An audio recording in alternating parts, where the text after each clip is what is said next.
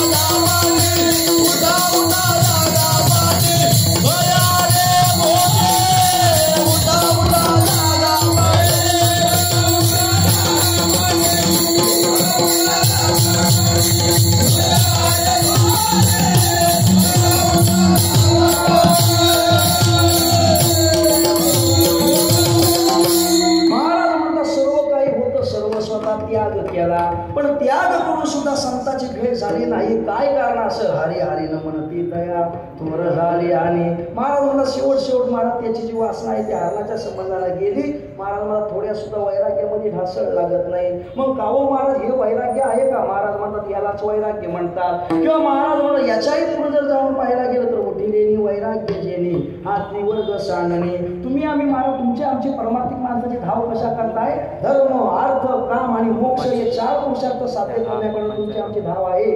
पण महाराज म्हणतात या संतांची जर भेट घडायची असेल तर याही पलीकडे तुम्ही आम्ही गेलो पाहिजे. याही पलीकडे म्हणजे जे महाराज म्हणजे 3 पुरुषार्थ सांगितले, 4था महाराज मोक्ष, याच्याही महाराज याची सुद्धा वासना सोडून महाराज म्हणजे फक्त परमार्थ आणि परमार्थच ध्येय पाहिजे तर महाराज म्हणजे संताची भेट होते. पहिली गोष्ट महाराज म्हणतात विषयापासून आयुक्त राहणं म्हणजे कोणतं लक्षण आहे? वैराग्याचं लक्षण आहे. दुसरी गोष्ट या हे लोकांपासून स्वर्गापर्यंत जे जे भोग आहेत त्यांच्यापासून वेगळं राहणं म्हणजे कशाचं लक्षण आहे? वैराग्याचं लक्षण आहे. किंवा महाराज म्हणजे जगतामध्ये जेवढे जेवढे भोग आहेत त्यांच्यापासून वेगळं राहणं म्हणजे वैराग्य आहे. नवे नवे महाराज त्याच्याही पुढे जाऊन सांगतात का जो संसार तुम्हाला आम्हाला भासतो त्या संसारापासून अनित्य महाराज तो संसार अनित्य आहे असं मनामध्ये मला इच्छा करणं म्हणजे वैराग्य आहे. किंवा त्याच्याप्रमाणे वागणं म्हणजेच वैराग्य आहे. आणि एकदा संसार अनित्य आहे असं समजलं का त्या संसाराकडे तुम्ही आम्ही जात नाही. मग महाराज संसार जर अनित्य आहे मग तुम्हाला आम्हाला भासतो कसा? महाराज म्हणतात भासतो म्हणजे ज्ञानोबाईने त्याच्या संबंधात आजात्वात सांगितला.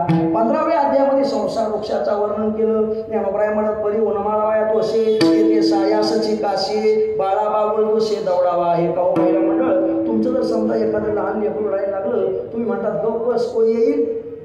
बाबुल बुवा येईल. मग गाव तो बाबुल बुवा खरोखरचा आहे का? बाबुल बुवाच नाही हे बुवा आहे पण तो बुवा नाही पण तो बाबुल बुवाच नाही. नाही तर त्याची भीती कुठून आली? तसं महाराज म्हणले संसारच नाही तर महाराज त्याच्याविषयी इतरत्र गोष्टी किंवा तो आहे असं कसं काय वासवणं किंवा गंधर्व काही पाडावे शशीविषयानं मोडावे. आता समजा मोबाईल वगैरे आले ठीक आहे, पण पहिले मोबाईल नव्हते, रस्त्याला जाता जाता पोरं म्हणायची बघा त्या ढगामध्ये आमकं दिसतंय, त्या ढगामध्ये तमकं दिसतंय. पण सांगा बरं, जो एखाद्या पोराने जर अशी महाराज मनामध्ये इच्छा केली तर ते ढग आहे त्या ढगाच्या आकृतीमध्ये समजा एखाद्याला किल्ला दिसला, काय दिसला? किल्ला दिसला. आणि तो किल्ला जर त्याने तोडायचा ठरवला तर तोडता येईल का विलास साहेब? मग महाराज म्हणे तोडता येत नाही. का बरं तोडता येत नाही? तर महाराज मुळात तो महाराज किल्लाच नाही. मी नाही सांगत महाराज गंधर्व दुर्ग काही पाडावे. अहो तो गंधर्व दुर्गच नाही तर कसं काय पाडायचा? किंवा शशी विषयानं मोडावे. एखादा म्हणला आता मंडप बिंडप लय महाग झाला, आता काय आपण मंडप बिंडप बाहेरचा आणायचा नाही, आपणच मंडप बनवायचा. मग एक म्हणतो बरं का लाकडा लुकडाचा मंडप नाही बनवायचा, मग कशाचा बनवायचा? म्हणजे सश्याची शिंग तोडून आणायची आणि त्याचा मंडप बनवायचा. आता स्वतः सश्याला शिंग असतात का? अरे सश्याला शिंगच नाही तर मंडप कुठून आला? तसा यो प्रपंचच नाही तर तो आहे म्हणून कसं काय म्हणायचं विठाला?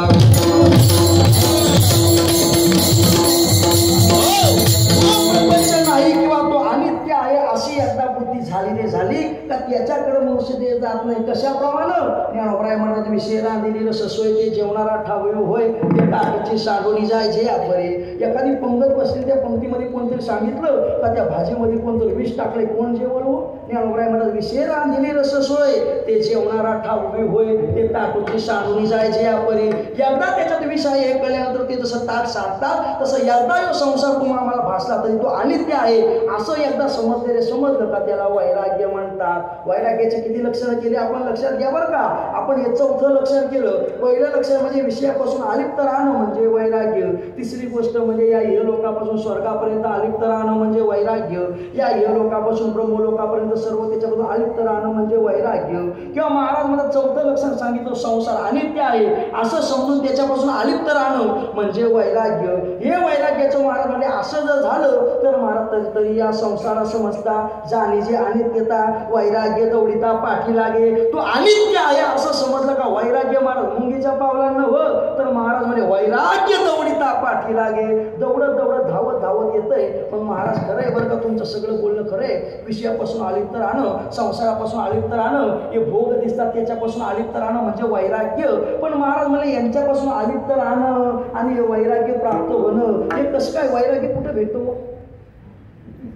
म्हणजे तुम्ही आता बदलापुरामध्ये राहता, मग बदलापूरचं प्रत्येक दुकान तुम्हाला माहित असेल कोणत्या दुकानात वैराग्य भेटतंय. महाराज म्हणतात वैराग्य प्राप्त होण्याकरता किंवा हे सगळं अनित्य आहे हे खोटं होण्याकरता पहिले जीवनामध्ये पूजा करावी लागते. काय करावं लागते? पूजा करावी लागते. कोणती पूजा करावी लागते? 4 हलकुंड 5 सुपाऱ्या 2 नारळ अमक तमक ही पूजा करावी लागते का?